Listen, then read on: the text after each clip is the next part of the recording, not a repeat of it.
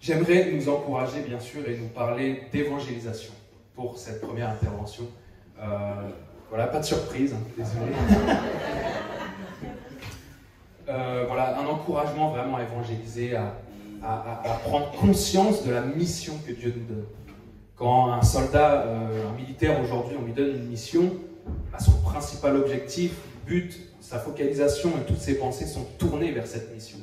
Donc nous devons aussi nous inspirer de ça. Il y a beaucoup de parallèles entre le monde de l'armée, l'aspect militaire et l'aspect du service de Dieu et ce qu'on voit dans la parole. J'aimerais tout d'abord débuter avec un passage que je pense tout le monde connaît. C'est Matthieu 28, verset 19. Allez, faites de toutes les nations des disciples, les baptisant au nom du Père, du Fils et du Saint-Esprit, et enseignez-leur à observer tout ce que je vous ai prescrit. Et voici, je suis avec vous tous les jours jusqu'à la fin du monde. Amen. Amen. Quelle promesse merveilleuse. Ici, ce qu'on voit, c'est très simple. Jésus, plutôt, dans Matthieu, va lancer cet appel en disant « Venez à moi ». Et nous aussi, qui sommes en Jésus-Christ, un jour ou l'autre, nous avons entendu cet appel. Si du moins nous sommes en Jésus-Christ, que nous lui avons donné notre vie, nous avons entendu le Seigneur nous dire « Viens à moi, donne-moi ton cœur, donne-moi ta vie ». Et une fois que nous sommes venus à lui pour être envoyés.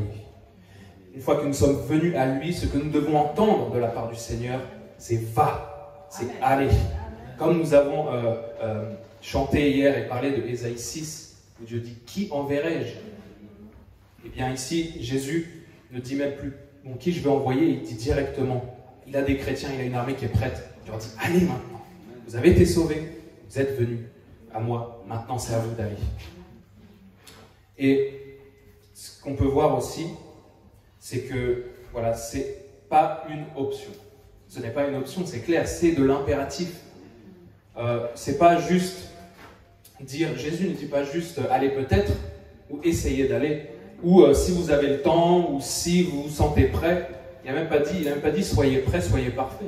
Comme mon frère Amérique l'a dit hier, si Dieu attendait d'avoir des gens parfaits pour le servir, il n'y aurait personne. On est en Christ, on peut aller évangéliser. On a reçu Jésus, il nous a sauvés. Je peux témoigner immédiatement, Jésus m'a sauvé, il est mort pour moi. Et une personne peut se convertir ensuite. L'évangile est un évangile de duplication. Le secret de cette église primitive, c'était faire des disciples, qui faisaient des disciples, qui faisaient des disciples, qui faisaient des disciples. Amen. Est-ce que vous aussi, vous voulez être des disciples, qui font des disciples, qui font des disciples encore et encore et encore? C'était la clé, l'essence même de la croissance de cette église. C'était de voir des disciples, qui faisaient des disciples, qui faisaient des disciples. On voit à quel point ils n'étaient pas distraits. Ils n'étaient pas préoccupés par tout un tas de choses. Ils ne faisaient même pas cas de leur propre vie. La seule chose qui comptait pour eux, c'était de se rappeler de cette mission, de se rappeler de cet ordre. Allez, ça doit résonner dans nos cœurs. On ne sait pas quoi faire pour le Seigneur, peut-être parfois on se demande à quoi je suis appelé, qu'est-ce que je peux faire? Mais il y a cet ordre qui résonne, qui doit toujours résonner. Va, mon fils, va, annonce l'évangile à quelqu'un, je vais te montrer une personne. Tu as quelqu'un dans ta famille qui ne connaît pas le Seigneur, tu as un collègue au travail. C'est si simple. Parfois on se complique la vie, bien sûr.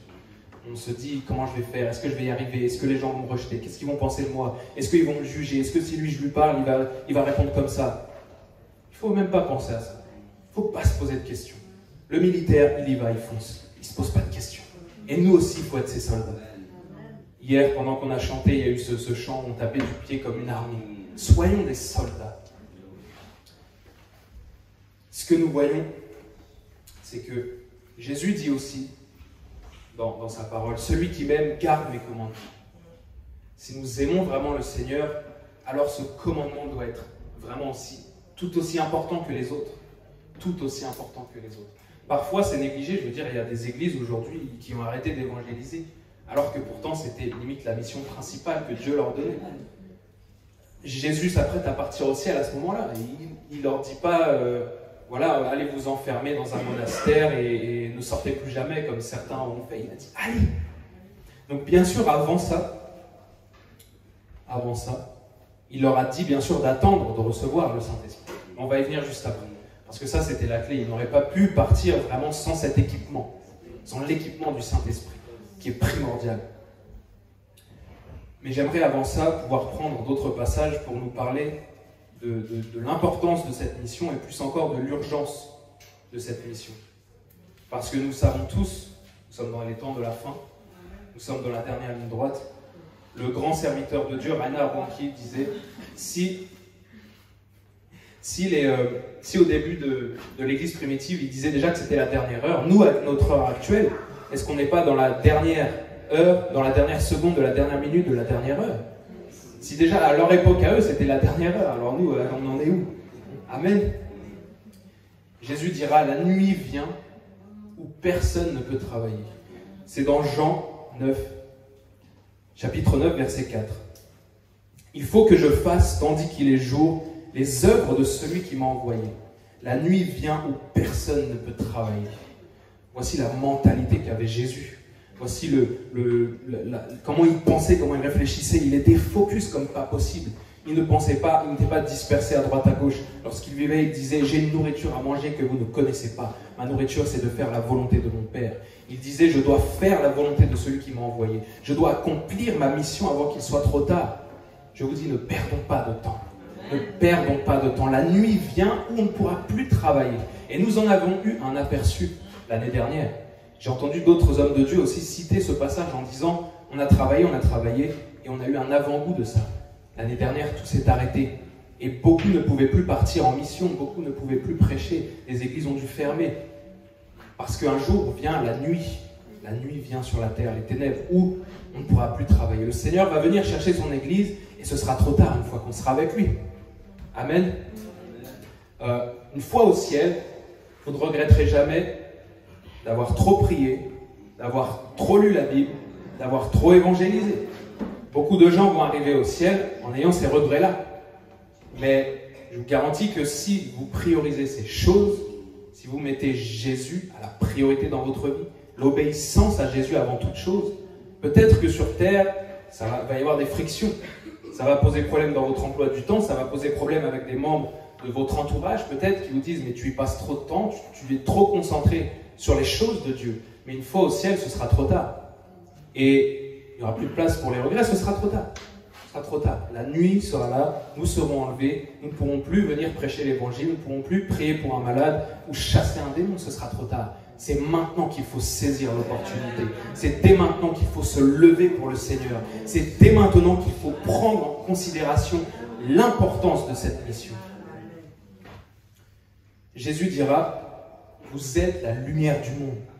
Vous êtes la lumière du monde. Et cette lumière, on ne peut pas la mettre sous un boisseau, on la met dans la pièce pour qu'elle éclaire.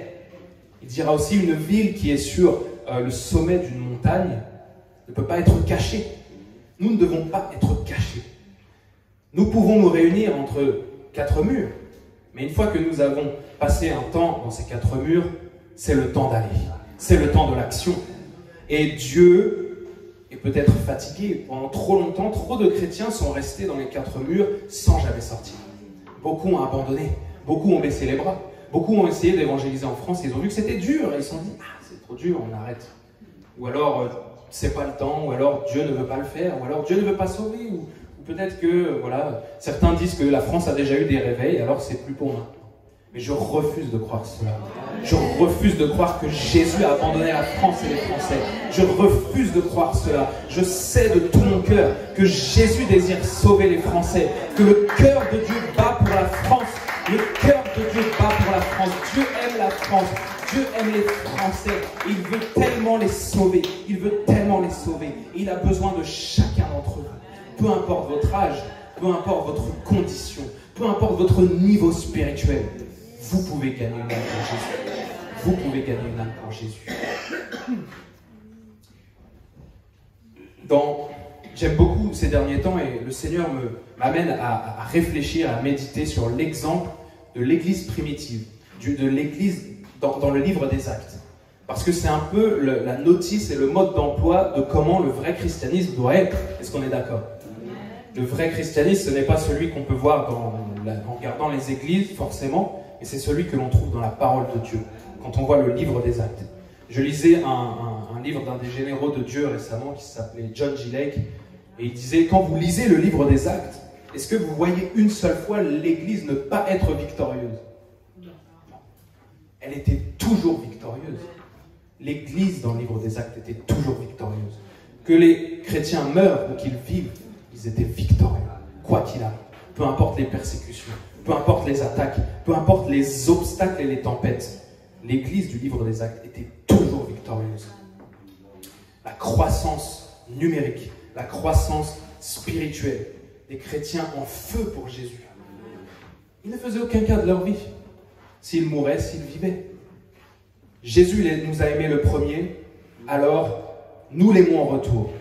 Jésus les a aimés le premier, ils l'ont aimé en retour. Jésus est mort pour eux en premier et certains sont morts pour lui en retour. Ils ont été jusqu'à donner leur vie à Jésus. Pas juste leur vie dans le sens je me convertis, mais certains ont donné leur vie physique. Ils n'avaient pas peur de la persécution. Ils n'avaient pas peur de perdre peut-être leur travail, de perdre leur droit de voyager, de perdre leur droit d'aller au restaurant. Amen. Moi, je vois beaucoup de gens, ils ont peur de ne plus pouvoir aller manger à un restaurant. Et ils sont prêts à faire des choses. Mais les chrétiens de l'époque, ils pouvaient tout perdre. Qu'importe. Ils pouvaient être jetés au lion. Chaque jour, la menace était présente. Ici, nous ne savons pas forcément ce qu'est la persécution en Occident. Nous n'avons pas vraiment vécu, où elle est différente. On a vécu dans des temps de paix, dans des temps de confort. Et on ne sait pas trop comment réagir. Les chrétiens peut-être ont peur, les chrétiens ne savent plus trop quoi faire. Mais les chrétiens de l'époque, qu'est-ce qu'un travail, qu'est-ce qu'un restaurant, qu'importe.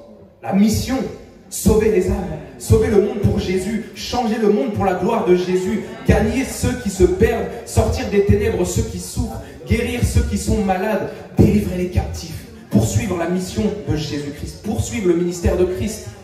C'était tout ce qui leur a importé. Voilà ce qui importe à celui qui est amoureux de Jésus. Celui qui est amoureux de Jésus ne fait aucun cas de lui-même, ni de ses désirs personnels, ni de ses ambitions personnelles. Alors je ne dis pas qu'il faut avoir des désirs, des ambitions, bien sûr. Mais si nous avons le choix entre Jésus et autre chose, c'est Jésus. Dans tous les cas. Dans tous les cas. Jésus dira aux apôtres, attendez. Attendez à Jérusalem. Vous recevrez une puissance. Donc ils ont bien dû attendre. Ils ont attendu 10 jours. Parce qu'il a dit, vous recevrez une puissance, le Saint-Esprit survenant sur vous. Et vous serez mes témoins. À Jérusalem, en Samarie, en Galilée, jusqu'aux extrémités de la terre. Nous voyons qu'il y a quelque chose qui est requis pour la mission. En dehors d'être né de nouveau. On ne parle pas de tout un tas de choses, on parle d'une chose. Être baptisé dans le Saint-Esprit. Avoir vécu sa Pentecôte personnelle. Avoir été baptisé du Saint-Esprit et de feu. Sans ça, il n'y aurait pas eu les actes des apôtres. Sans ça, on ne serait pas là aujourd'hui. Sans la personne du Saint-Esprit. C'était capital. Donc Jésus savait très bien qu'ils allaient avoir besoin de plus que de glorieux témoignages de ce que Jésus avait fait. Plus que de glorieux témoignages. Plus que juste leur capacité à prêcher, à être de bons orateurs, à être de bons gagneurs d'âme. Il leur fallait quelque chose de plus. Et ce plus, c'était la personne du Saint-Esprit. Et aujourd'hui, beaucoup de gens et de dénominations ont mis le Saint-Esprit dehors. Et ils se disent, ça ne marche pas ce qu'on fait, ça ne marche pas, on ne gagne pas les âmes, on ne voit pas de résultats en France. Il faut faire revenir à la place centrale celui que vous avez écarté. C'est si simple à comprendre. Mais malheureusement, beaucoup n'ont pas encore compris. Ils étaient focus. Ils étaient focus. Et ils ont renversé, ils ont bouleversé l'humanité tout entière. Les 12, les 120, ils sont partis et rien n'a pu les arrêter. Et rien n'a pu les arrêter. Et j'aime beaucoup ce passage dans le livre des Actes. On va y rester un petit peu sur le chapitre 4.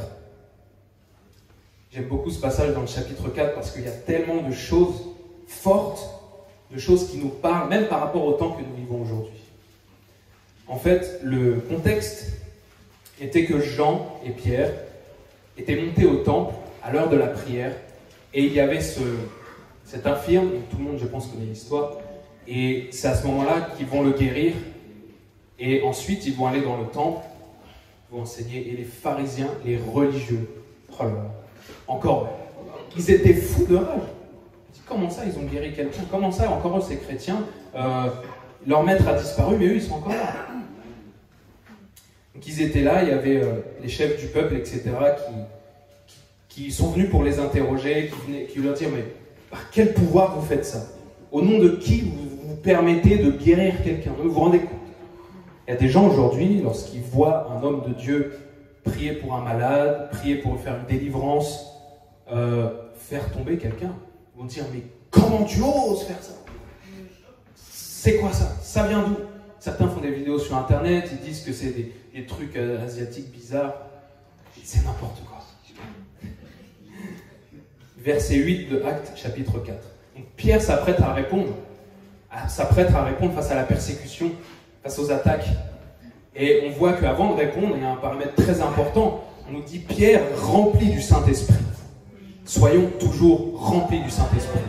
Si vous vous concentrez sur le fait de ne jamais manquer d'huile, de toujours être plein du Saint-Esprit, peu importe les circonstances que vous allez rencontrer, dans un jour lambda, dans un jour où vous allez travailler, dans un jour où vous voyagez, peu importe ce qui va arriver, vous allez savoir quoi dire. Les mots seront dans votre bouche. Les mots seront dans votre bouche avant même que vous y pensiez. Parfois, vous parlez de certaines choses à quelqu'un et vous ne savez même pas pourquoi vous êtes en train de dire ces choses, mais la personne en face est touchée. Et la personne en face est impactée. Pierre, rempli du Saint-Esprit, leur dit « Chef du peuple et ancien d'Israël, puisque nous sommes interrogés aujourd'hui sur un bienfait accordé à un homme malade, afin que nous disions comment il a été guéri. Sachez-le tous et que tout le peuple d'Israël le sache. C'est par le nom de Jésus-Christ de Nazareth que vous avez crucifié et que Dieu a ressuscité des morts. C'est par lui que cet homme se présente en pleine santé devant vous. Jésus est la pierre rejetée par vous qui bâtissez, et il est devenu la principale de l'angle. Il n'y a de salut en aucun autre, car il n'y a sous le ciel aucun autre nom qui ait été donné parmi les hommes par lequel nous devions être sauvés. » Lorsqu'ils virent l'assurance de Pierre et de Jean, ils furent étonnés, sachant que c'étaient des hommes du peuple sans instruction. Et ils les reconnurent, et là c'est fort, pour avoir été avec Jésus. Soyez aussi de ceux que l'on reconnaît, pour avoir été avec Jésus. Lorsque vous passez du temps dans l'intimité avec Jésus et que vous sortez, le monde verra qu'il y a quelque chose sur vous, qu'il y a quelque chose de différent. Et ils reconnaîtront que vous avez été avec Jésus. Ils ont vu ces hommes et ils ont reconnu Christ en eux. Ils les ont reconnus serviteurs de Christ. Ils les ont reconnus pour avoir passé du temps avec Jésus. On dit que nous sommes la bonne odeur de Christ partout où nous allons. Je vous dis, si vous passez du temps avec Christ, les gens verront Christ, les gens sentiront Christ. Et ils ne feront même plus de cas de vous-même, mais ils ne verront que Jésus. Ils voyaient là, près de l'homme qui avait été guéri, ils n'avaient rien à répliquer. Les miracles sont souvent ce qui va venir confondre les religieux, qui va venir confondre ceux qui mettent en doute la parole de Dieu, ceux qui ne croient plus aux miracles, ceux qui ne croient pas non plus au Seigneur Jésus. Voilà pourquoi nous avons besoin des miracles. Ils sont importants. C'est, on va dire, un homme de Dieu disait ça, c'est la sonnette d'alarme pour amener au salut les païens. C'est un peu la sonnette d'alarme. Parce que quand on leur annonce l'évangile, parfois, comme ça, les gens, ils disent oui, ok, voilà. Mais lorsqu'on leur démontre, là, ils sont acculés face au fait qu'il y a un miracle. Et on ne peut plus rien dire. Une fois, je me rappelle, nous avons évangélisé à Rouen, mon frère Émeric était là. Et je me rappelle parce que ce jour-là, il y avait un festival vaudou sorcier dans la ville, avec des concerts. Et je me disais, mais Seigneur, comment on peut laisser ça? On ne fait rien. Et les chrétiens, on ne sort pas tous évangéliser et faire l'inverse de ce qu'ils font ou combattre. Donc on est allé en petit groupe évangéliser dans le centre-ville de Rouen. Et donc il y avait une jeune fille en béquille. Donc on avait parlé à plusieurs personnes, etc. Il y avait une jeune fille en béquille, elle avait une rupture du tendon du quadriceps. Donc en gros, le tendon qui tient le genou était rompu, elle ne pouvait plus faire ça du tout. Elle en avait pour une opération et 8 mois de rééduque derrière. C'était une sportive, elle s'était blessée. Elle était avec sa mère. Donc on va leur parler et donc je leur parle du Seigneur rapidement. Et bon, elles y croient pas. Elles s'en fichent. Donc je lui dis, maintenant je sais que Jésus est mort pour toi, pour te pardonner tes péchés, mais aussi pour guérir tes maladies. Et je lui ai dit, je peux te l'annoncer comme ça, ok, mais si je prie, je peux te le démontrer. Si je te le dis comme ça, peut-être ça ne te fait rien, mais je crois que je peux te le démontrer. Donc j'ai prié pour cette personne, elle était hésitante, mais elle a dit ok. Parfois, ce qui empêche quelqu'un d'être guéri, c'est juste qu'il accepte que quelqu'un prie pour lui. Parce que les gens dans la rue, parfois, ils ne savent pas, ils ont peur. Donc j'ai prié, j'ai rien senti de particulier, mais je l'ai fait avec foi. Elle n'a rien senti non plus, donc je lui ai proposé même d'essayer de checker sa jambe ou quoi. Elle a dit non, c'est bon. Je lui ai laissé mon contact. Et donc on a continué. Et 2 mois plus tard, je reçois un message sur Facebook me disant voilà Alexis, bonjour, c'est moi la fille pour qui tu as prié. Quand j'ai eu le résultat de l'IRM 3 jours après, ça m'a tellement choqué que j'ai déchiré le papier que tu m'as donné et je l'ai jeté à la poubelle. Et elle m'a dit, je t'ai trouvé par hasard dans mes suggestions d'amis. Je ne connais même pas. Bah, le Seigneur est fort, le Seigneur est fort. Quand il veut sauver quelqu'un, il va faire ce qu'il faut. Croyez-moi, n'ayez pas peur. Alléluia. Donc elle me dit, voilà, je ne suis pas croyante, tu vas prier pour moi. Il y avait un trou, tout le monde a vu que c'était vraiment cassé. Et 3 jours après IRM, les médecins ont dit qu'il n'y avait plus rien, que c'était une erreur. Waouh, Jésus est merveilleux. Moi-même, je ne savais pas forcément qu'elle était guérie. Hein. J'ai juste prié et puis je suis parti à quelqu'un d'autre. Parfois, on ne sait pas, il ne se passe rien, la personne n'a pas envie de vérifier, mais il y a un miracle derrière. Et cette personne a donné sa vie au Seigneur après. Parce qu'elle ne pouvait pas nier l'évidence que Dieu l'avait guérie. Pourtant, au début, ce n'était pas forcément facile parce que ça l'a tellement bouleversée, elle qui était athée, païenne, française. Et comme j'ai dit, Jésus veut sauver les Français, comme tous les autres.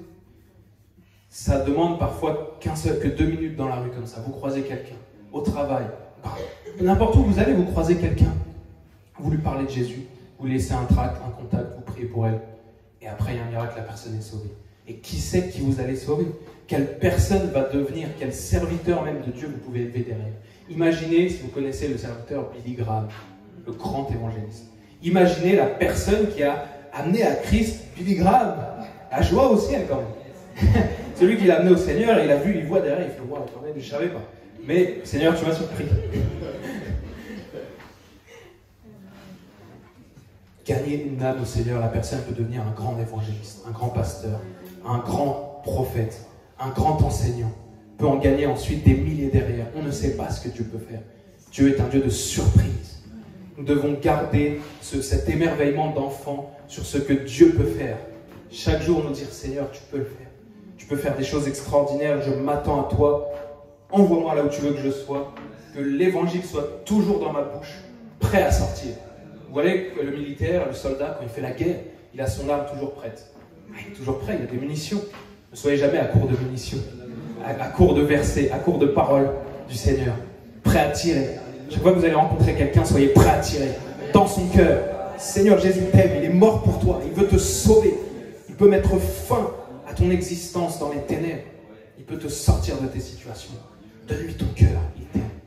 Soyez prêts à envoyer vos balles. Amen. La Bible nous dit qu'il y a plus de joie au ciel pour un seul pécheur qui se repent. 99 justes qui n'ont pas besoin de repentance. Moi, j'ai envie qu'il y ait la fête au ciel tous les jours. Pas pour vous. Moi, je veux que la fête qui est au ciel ne s'arrête jamais. Ne s'arrête jamais. Il y a des gens qui se convertissent chaque jour sur terre et chaque jour, il y a la joie au ciel. Et je veux contribuer. Je veux contribuer à faire la joie du Seigneur. La joie du Seigneur. Qu'est-ce qui fait la joie du Seigneur au final? C'est que nous obéissions à sa parole, que nous prenions au sérieux notre engagement avec lui, que nous prenions au sérieux la mission qu'il nous a donnée, tels des soldats, tels de vaillants soldats. N'ayez peur de rien. Les premiers chrétiens n'avaient peur de rien. Chaque jour, c'était la menace. Chaque jour, on leur disait, si tu prêches encore ce Jésus, on te coupe la tête, on te jette au lion. À l'époque de l'Empire romain, si on se convertissait, on devenait chrétien, on perdait tous ses droits. Nous n'étions plus un citoyen. Nous perdions les droits de protection par l'armée romaine. Nous perdions les droits de propriété. Tout ce que nous pouvions posséder. Et à l'époque, les baptêmes se faisaient dehors, dans les rivières, en public. Et lorsque vous confessiez Jésus publiquement, c'était du sérieux. Il peut y avoir un centurion romain qui notait les noms. C'est arrivé. Il notait les noms. Et ensuite, il rapportait. Et vous deveniez ennemi du système de l'époque. Vous deveniez ennemi de l'Empire romain. et vous pouviez tout perdre. Donc les chrétiens qui s'engageaient à l'époque, ils étaient bouillants, parce qu'ils n'avaient pas le choix, Les chrétiens aujourd'hui dans les pays où il y a la persécution, ils n'ont pas le choix d'être bouillants. Soit tu es bouillant, soit tu n'es pas chrétien, c'est tout. Aujourd'hui, on a vécu confortable pendant longtemps, donc on n'a plus à avoir le choix, le Seigneur a été bon. Mais si un jour, nous sommes mis à l'épreuve, nous devons être bouillants, nous devons être prêts, quoi qu'il arrive, peu importe l'éventualité, nous devons être prêts à nous abandonner entre les mains du Seigneur, à marcher par la foi, à porter notre croix, à renoncer à nous-mêmes et à le servir de tout notre cœur, quoi qu'il en coûte, quoi qu'il arrive. Il nous faut être des chrétiens déterminés, pas des chrétiens qui fléchissent à la moindre barrière, à la moindre épreuve, qui vont se dire c'est trop dur, j'ai peur, je vais perdre mes droits, je vais perdre ceci, je vais perdre cela, donc je fais des compromis. Non, regardez ces chrétiens, regardez cette église, regardez l'accroissement de cette église, regardez les fruits qu'ils ont eus. Et je crois que dans les temps de la fin, la parole dit, la gloire de la dernière maison sera plus grande que celle de la première. Qui croit à cette parole? Amen. Amen. L'église des premiers temps a vécu dans ce contexte de persécution. L'église des premiers temps a vécu dans cette effusion des Saint-Esprits. L'église primitive a vécu dans cette gloire. Et je crois bien sûr, et j'en ai la ferme assurance, qu'avant son retour, le Seigneur va nous faire revenir à quelque chose de similaire. Je médite ces passages parce que je me dis, Seigneur, c'est ce que tu veux. Le livre des Actes, c'est ce que tu veux. Ce n'est pas juste ce qu'on voit dans les églises, les dénominations, les confessions de foi des églises et tout. Ce que tu veux, c'est là, c'est dans ta parole. Je n'ai pas besoin de chercher partout ailleurs, de lire tout un tas de livres. C'est là, c'est écrit. Un des très grands hommes de Dieu, Smith Wigglesworth, cet homme de Dieu-là, il disait, moi, j'ai jamais lu aucun livre, j'ai lu que la Bible. Il disait, moi, je lis que la Bible. Je lis aucun autre livre. Cet homme-là, à l'époque, les gens le prenaient pour un fou. Il avait une détermination. Je vous dis, il descendait de l'estrade, il voyait quelqu'un de malade ou qui avait besoin de délivrance, il a fait viens, et il mettait un coup, et le démon il sortait, et la tumeur tombait. Alors les gens ils voulaient le mettre en prison, il y en a ils voulaient l'arrêter parce qu'ils disaient attends il tape les gens et tout, arrêtez-le. Et puis après quand il vérifiait, il voyait que la personne elle était guérie. Lui il prenait la parole de Dieu à la lettre, il prenait tout à la lettre. Si la parole de Dieu le dit, c'est que c'est comme ça. Si la parole de Dieu dit imposez les mains aux malades, ils seront guéris. Lui il a posé les mains un peu plus fort que ce qui est prescrit. Il disait, en fait, moi, je ne m'attaque pas aux gens. On lui a demandé, on a posé la question. Il a dit, moi, je ne m'attaque pas à la personne. Il a dit, moi, je m'attaque au démon, mais la personne, elle est entre moi et le démon. Donc, il voit, je rentre dedans. Il disait, je crois qu'aujourd'hui, ce serait plus possible parce que je finirais vite en prison et je resterai longtemps.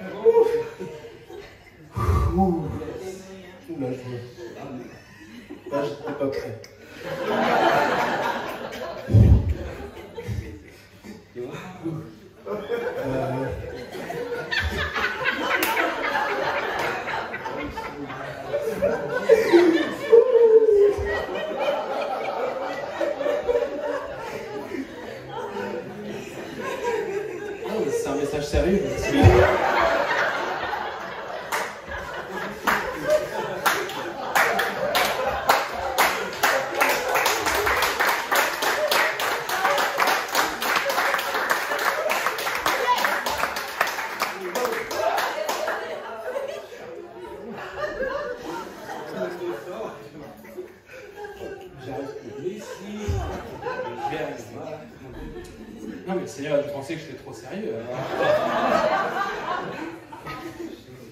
La joie du Seigneur. Amen.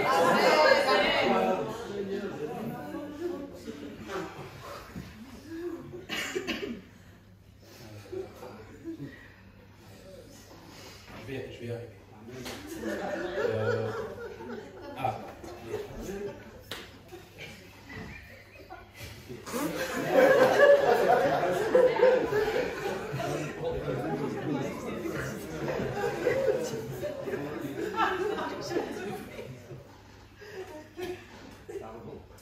Seigneur, il lâche des petites bombes de joie comme ça. Et attends.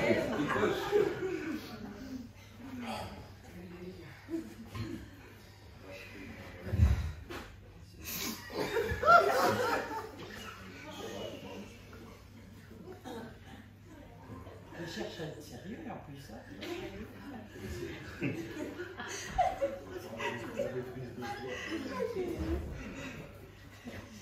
Oh non.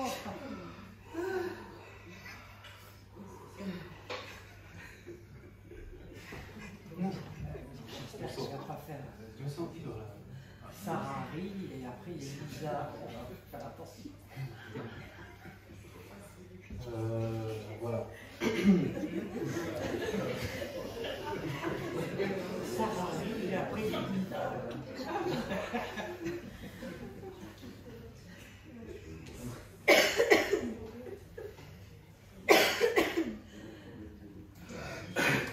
Non, c'était du sérieux. Très sérieux.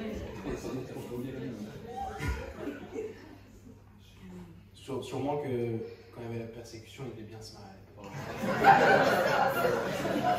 Ils devaient rentrer ensemble.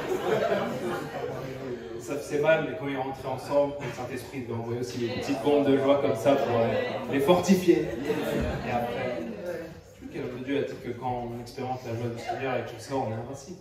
On est invincible pour ça. On fait pleurer. C'est le vin du ciel.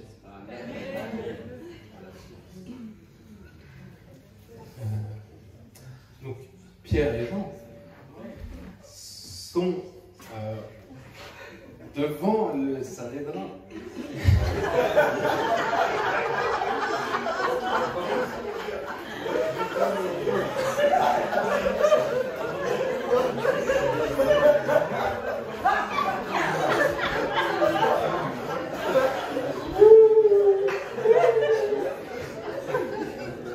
Oh, c'est Sanhédrin.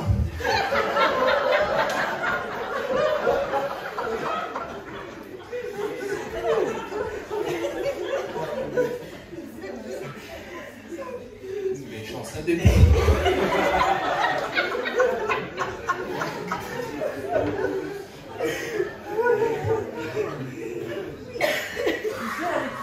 Que le Seigneur veut que tu transmettes ta joie à tout le monde. C'est pour ça que je n'essaie pas de continuer vraiment. Tu peux souffler sur les gens, je pense que ce sera efficace.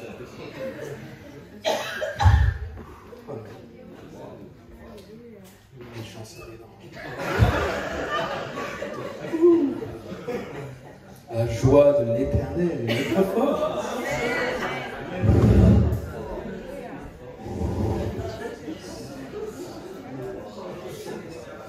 Vous savez ce qu'il est en train de faire? Il fait une démonstration de ce qui s'est passé quand ils ont reçu le Saint-Esprit. Quand le Saint-Esprit est descendu, les pharisiens ils ont dit, et ces hommes ils sont ivres. Ils ont dit non, ils sont pas ivres. Ces hommes-là ne sont pas ivres. Ce n'est que la demi.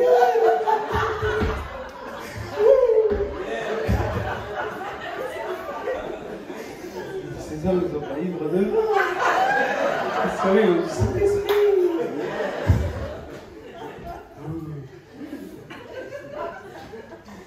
C'est le matin, ils n'ont pas bu. Quelqu'un a bu ici? Pas moi. C'est que le Saint-Esprit. Vous pouvez boire en cet instant.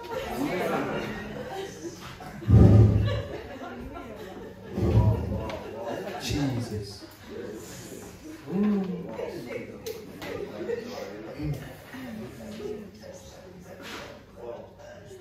Wow. Encore un peu. Juste une dose en fait.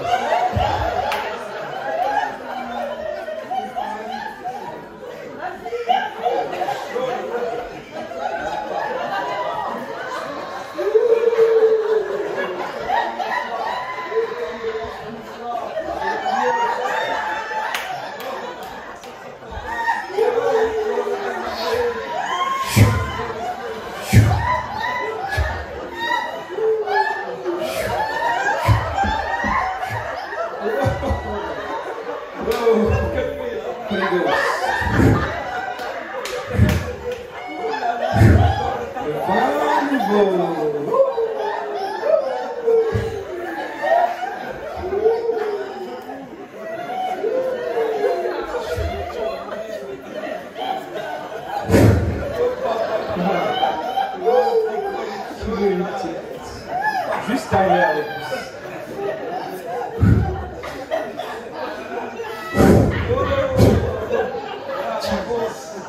Hey. Hey.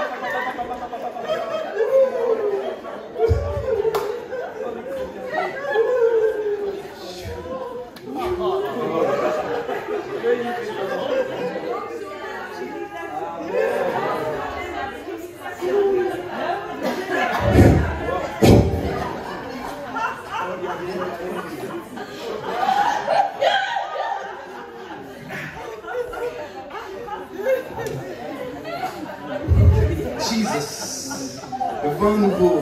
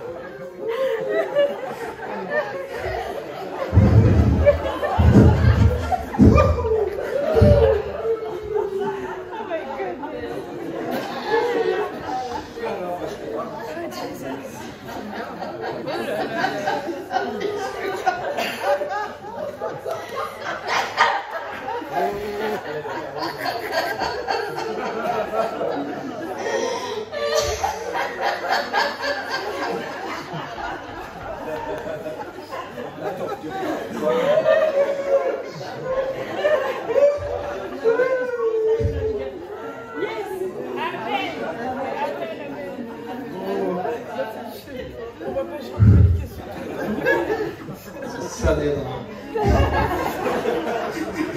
C'est ma faute. On va les avoir.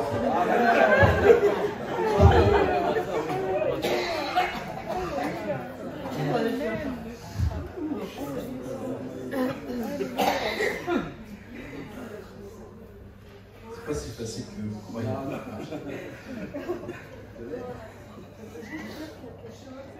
Tu veux ma casque? Ça va. Ça tangue un peu. Avec cette onction, dans les années 90, nous sortions de l'église, on était complètement sous, épuisés, et puis nous allions manger au flunch. On était à table, on était 4, 5, 6, et puis c'est là, on évangélisait comme des fous. Alors on était fous, les gens, c'est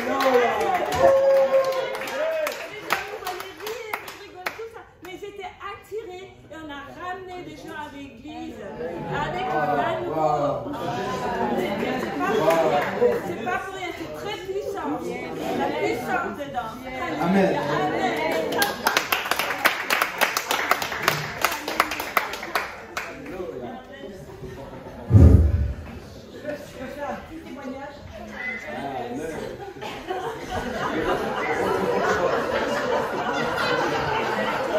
connu ce temps du vin nouveau, je m'en souviens très bien. Je venais de me convertir et puis j'étais souvent en train de dire « Seigneur, il faut que tu grandisses et que je diminue. Il faut que tu grandisses et que je diminue. » Puis tout d'un coup, j'ai été prise d'un fou un soir, jusqu'au matin. Jusqu'au matin. Mais je riais, je riais. Et j'ai compris qu'il y avait tous les esprits religieux qui étaient partis à tire-d'aile.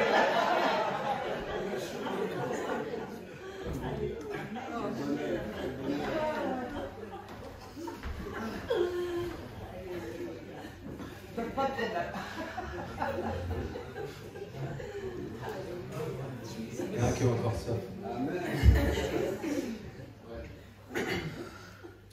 Vous avez les vidéos de Kenneth Hagin aussi, avec beaucoup de rire dans l'esprit, ceux qui connaissent.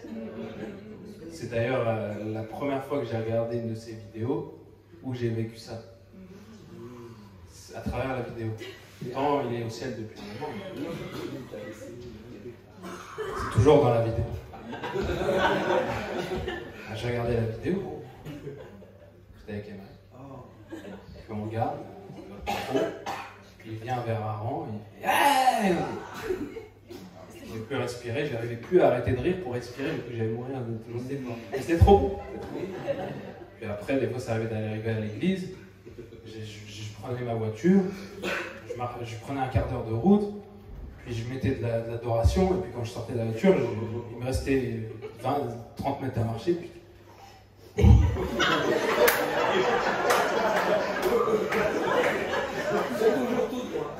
Et puis, j'arrivais à l'église, puis je m'asseyais, puis j'ai rigolé aussi.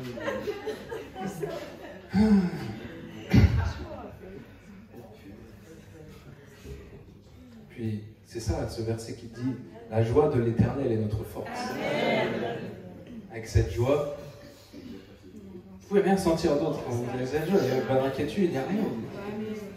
C'est au-dessus de toutes les substances, les trucs, les gens qui ne connaissent pas Dieu, ils ne savent pas, ils boivent de l'alcool, des trucs pour être sous. Moi, j'ai des jeunes avec qui je travaille, ils me disent qu'ils boivent, qu'ils sortent, mais ça sert à rien, justement, ça te fait du mal, c'est mauvais, si tu payes de l'argent, donne ta vie à Jésus et viens boire avec lui.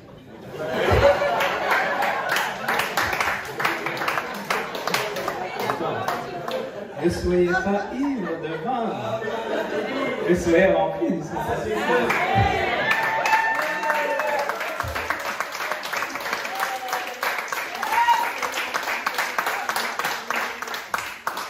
Vous pouvez dire aux gens, venez avec nous boire un coup. On va dire, on boit quoi? Il n'y avait rien.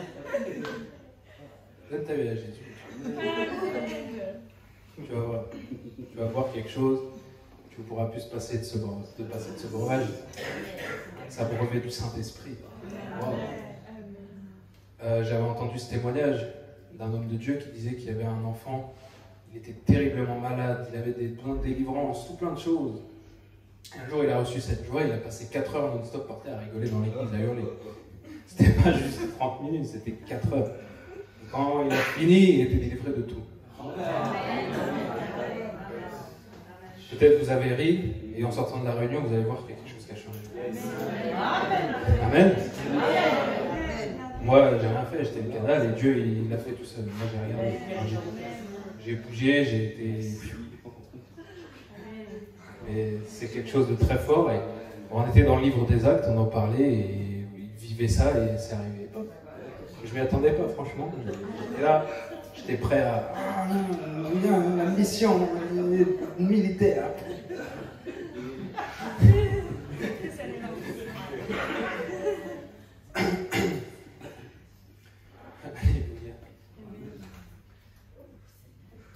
Voilà ce qui fera la différence. Voilà ce qui fera la différence. Quand les gens verront ce monde sombrer, ils verront la joie sur nous. Ils verront la joie dans notre cœur, dans notre visage. Et diront, c'est pas possible. Je ne peux pas avoir cette joie. C'est pas ce qui se passe, c'est impossible. Je veux dire, c'est Jésus. C'est Jésus la source. C'est Jésus la réponse. Viens à lui et toi aussi tu vivras ça. au cri du cœur de tous ces gens qui n'auront plus aucun espoir, qui commencent déjà à plus avoir d'espoir avec ce qui se passe. Et quand ils viendront goûter à cette joie, ils diront on en veut encore. Amen. Toujours plus.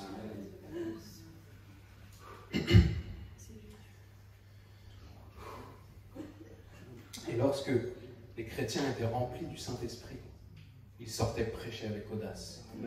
Une audace incomparable.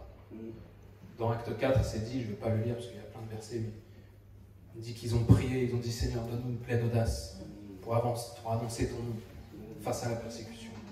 Et le lieu où ils étaient assemblés a tremblé. Vous imaginez? C'est le genre de réunion de prière qu'il faut rechercher, ça. Pas rechercher les réunions de prière où on sort comme les autres réunions de prière. Il faut que le lieu il tremble physiquement et spirituellement. Amen. Ils sont sortis. Je dis ça à tout, mais quand ils sont sortis, la Bible dit qu'ils ont été remplis du Saint-Esprit et ils ont annoncé avec audace. Il y a autant de gens, peut-être, qui n'arrivent pas à avoir l'audace d'annoncer, alors il faut être en plus rempli. S'il y a plein d'églises où les gens ont peur d'évangéliser, peut-être parce qu'ils doivent être remplis du Saint-Esprit. Ils doivent venir s'abreuver, comme nous on est venus s'abreuver ce matin aussi. Amen. Pas de meilleur petit déjeuner que celui-ci. Le Seigneur dit mangez mon corps, buvez ma chair. Il se compare lui-même pour nous donner une image à quelque chose de comestible. Quelque chose de comestible, pour donner une image d'une réalité spirituelle. Et de même, nous avons expérimenté le vin, nous avons bu, nous sommes abreuvés du Seigneur ce matin. Amen. Le Seigneur attend de nous vraiment que nous puissions aller avec cette audace, avec ce cœur de compassion pour tous ceux qui attendent, avec un ardent désir, la révélation de vous qui êtes là. Ils attendent le message, ils attendent l'amour de Christ, ils attendent le message et la démonstration. Vous allez annoncer le message, les gens vont voir la démonstration. Les gens vont voir la joie, ils vont dire waouh, je veux ce Jésus. Et les gens, la France, on dit que c'est le premier pays qui consomme des anxiolytiques, des antidépresseurs. Mais il y a une solution à cette dépression. Vous l'avez vu, vous allez parler du Sanhédrin. C'est pas le Sanhédrin, la solution. Parce que nous allons passer ce temps avec le Seigneur, nous allons être remplis. Et nous allons déborder. Vous allez déborder sur les gens. Vous allez déborder de joie, vous allez déborder d'onction, vous allez déborder de compassion, vous allez déborder d'amour. Ils vont être totalement touchés par Jésus en vous qui va sortir. La pire chose que vous pourriez faire, c'est enfermer Jésus en vous. C'est résister à Jésus qui est en vous, Saint-Esprit en vous. Tant le chrétien enferme, Jésus ne le laisse pas sortir. Il veut faire quelque chose, leurs barrières religieuses, de fausses doctrines, les blocs, et Jésus est enfermé. Il désire tellement sortir et se manifester et toucher des gens et faire des choses extraordinaires. Mais il se manifeste au degré où on le laisse se manifester. On s'abandonne, on le laisse faire. Parfois c'est difficile de le laisser faire, de dire Seigneur, peu importe ce que tu veux faire, fais-le, moi je lâche prise. Je lâche mes sécurités, je lâche mon assurance, je lâche l'assurance que j'ai dans mes propres compétences, mes propres capacités, je mets ça de côté. Mais toi fais-le. Amen. Jésus veut des vases. Le potier, quand il a un vase, le vase il fait rien. On est d'accord? Le vase il se laisse faire, il se laisse remplir. Et il se contente de se déverser sur les autres. Voilà l'exemple. Le Seigneur veut nous transmettre sa compassion pour ce monde qui attend, qui languit dans les ténèbres. L'apôtre Paul dira au début de Romains 9, il dit j'ai un chagrin continuel. Pourtant il nous dit soyez toujours joyeux. Lui-même il devait être toujours joyeux, mais il dit j'ai un chagrin continuel. Parce qu'il désirerait même être anathème pour pouvoir les séparer de Christ, si du moins ses pères, les Israélites, pouvaient être sauvés. Voilà le fardeau de cet homme. C'est Christ qui parle à travers lui. Qui de sensé peut dire je préférerais moi-même être séparé éternellement de Jésus pour que les gens de mon pays, de ma nation, de ma famille soient sauvés. Vous imaginez ce fardeau pour les autres, cette compassion, cet amour pour son peuple. Il n'y a que Christ qui a fait ça. Il n'y a que Christ qui peut faire dire ça à un homme. Jésus lui-même est mort à la croix, a été séparé de Dieu, a porté nos péchés pour pouvoir sauver l'humanité. Il a désiré lui-même de lui-même, qui n'a jamais péché, s'est fait pécher et a pris la malédiction à notre place. Qui pourrait souhaiter une chose pareille? Naturellement, l'homme est tourné vers ses propres intérêts. On se dit, moi, je veux la bénédiction, je veux le plaisir, je veux les honneurs, je ne veux pas souffrir pour les autres. Mais lorsque Christ nous anime, nous désirons souffrir pour les autres.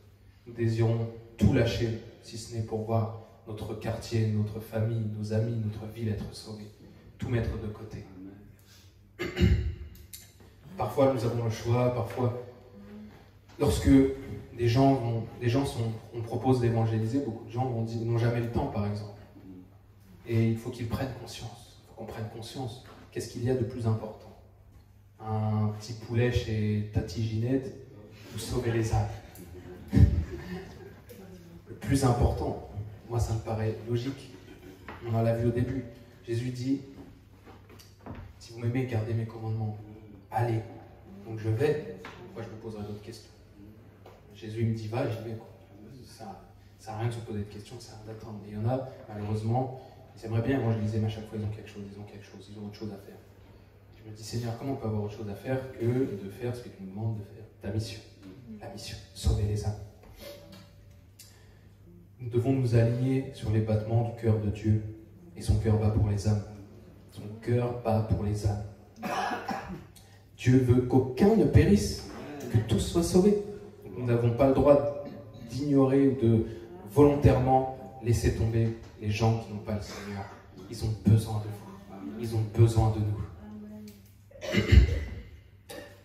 Dans Luc 10, 2, Jésus dit, priez que le maître de la moisson envoie des ouvriers dans la moisson. Juste avant, il dit, la moisson est grande, mais il y a peu d'ouvriers. Et ce mot, quand il dit prier le maître de la moisson, d'envoyer les ouvriers. Ce mot envoyer en grec, c'est ekbalo. E-K-B-A-2-L. Vous avez peut-être déjà entendu parler. Et ce mot-là, ce n'est pas juste envoyer comme ça. C'est une notion d'être envoyé, voire tiré avec une force à laquelle on ne peut pas résister. Wow. C'est-à-dire prier Dieu d'envoyer dans la moisson les ouvriers. Mais ce mot a été utilisé lorsque Jésus a chassé les marchands du temple. Lorsque Jésus a chassé certains démons. Il ne les a pas juste chassés ou sortis, il les a ekbalo. Ils sont partis. Donc, quand Dieu désire envoyer son armée, elle doit partir comme ça, être envoyée, avec puissance, sans hésitation, sans regarder en arrière, sans se poser de questions. Les militaires aujourd'hui sont en combat, on les envoie, ils foncent. Ils y vont. On ne se pose pas de questions. Paul dira, c'est une nécessité qui m'est imposée. Il dira pas, si j'annonce l'évangile, je n'en fais pas un sujet de gloire. Parce que c'est ce qu'on me demande, donc je le fais. Je ne fais rien d'extraordinaire, juste ce que Dieu me demande. Et il dit, la nécessité m'en est imposée. C'est-à-dire qu'on peut arriver à cette dimension où le zèle du Seigneur nous consume tellement pour l'évangile, pour l'annonce de l'évangile, pour le service de Dieu, qu'on a le choix toujours, mais on se sent obligé. On dit, je ne peux pas faire autrement, c'est obligé, ça brûle en moi, j'ai ce fardeau, ça m'envoie comme ça, je ne résiste pas. Jésus a lui-même dit, le zèle de sa maison me dévore. Le zèle doit nous dévorer comme ça. Le zèle doit nous dévorer au point où on peut être là et se dire, ah Seigneur, je ne peux pas résister, il faut que je te serve, il faut que j'aille évangéliser, il faut que je fasse quelque chose, il faut que je prie. Il faut que ce zèle nous anime. Comme dit, la nécessité m'en est imposée. Et après, il enchaîne et dit, malheur à moi si je n'annonce pas l'évangile. Qui peut dire ça aujourd'hui? Dire, moi, que le malheur m'arrive si j'arrête d'annoncer l'évangile. Imaginez comment la mentalité de cet homme, la focalisation sur la mission et sur le gain des âmes, c'était toute sa vie. C'était toute sa vie. Il disait, malheur à moi si je n'annonce pas l'évangile. C'est-à-dire, qu'il m'arrive du malheur, mais jamais, au grand jamais, je n'arrête d'annoncer l'évangile jusqu'à son dernier souffle. Cette détermination, Dieu veut la restaurer dans l'Église.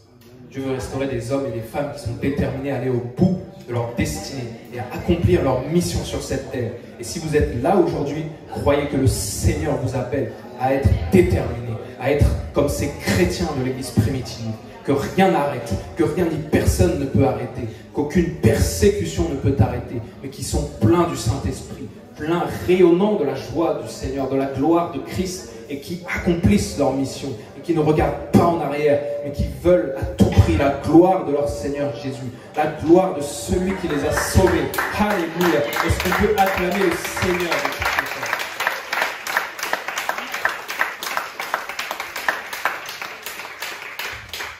Est-ce que vous avez déjà vu, sûrement, la fin d'un match de foot ou d'un match de basket? Les derniers instants. Les derniers instants. Regardez l'intensité avec laquelle ils se battent aux derniers instants. Au début, peut-être, ils commencent doucement. Alors peut-être que nous aussi, des fois, dans notre marche chrétienne, nous avons commencé doucement. Et nous sommes montés crescendo. Mais quand nous voyons que le résultat, à l'approche de la fin qui nous reste, le résultat n'est pas celui qu'on nous a demandé. Parce que Dieu nous demande, Christ nous demande de faire toutes les nations des disciples. On voit qu'il y a encore beaucoup de gens qui manquent à être sauvés. On voit que le temps se raccourcit. On approche de la fin du temps réglementaire. Il n'y aura pas de temps additionnel, désolé. Il faut mettre de l'intensité. Il faut mettre de l'intensité, de la détermination. Il faut combattre. Il faut être ardent pour Jésus. Nous sommes comme ces sportifs qui, à l'approche du coup de sifflet final, du coup de trompette finale pour nous, mettent tous leurs efforts pour accomplir la mission que Dieu leur a donnée. Peu importe la mission que Dieu vous a donnée, mettez vous aussi cette énergie, cette ardeur pour l'accomplir avant la fin du temps réglementaire. Parce que ensuite, vous pourrez arriver et vous tenir devant le Seigneur et il vous dira: bon et fidèle serviteur, entre dans la joie de ton maître. Bon et fidèle serviteur, tu as accompli ce que tu devais accomplir.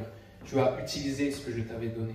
Tu as fait ce que tu devais faire sans regarder en arrière. Et aujourd'hui, tu fais la joie de ton maître. Qu'y a-t-il de plus réjouissant, de plus d'esprit? Il n'y a pas d'espérance plus grande que de se dire: je vais réjouir le cœur de Jésus. Qui ici veut réjouir le cœur de Jésus? Amen.